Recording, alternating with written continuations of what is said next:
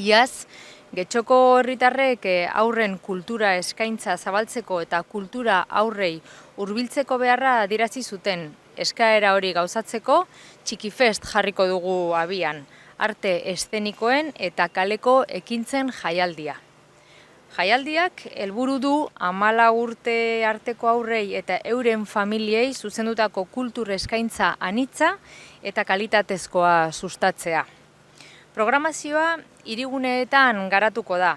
Pandemian galdu genuen hirigune hoiek berriro berreskuratu nahi ditugu eta kultura agertoki izatea nahi dugu. Horrela, ekainaren 2tik 4 eta 9tik 11 bitarteko asteburuetan jaialdi honek kalera hurbilduko du eta kalea berriro berreskuratu egingo du. 30 ikuskizunen bidez. Bai Areta, Romo eta Algorta erdiguneetan izango direlarik. Asteburu bi honetan ikusgai edukiko doguzan konpainiak batzuk getxotarrak izango dira, beste batzuk Bizkaikoak, Euskadikoak eta estatu mailako batan bat be edukiko dugu.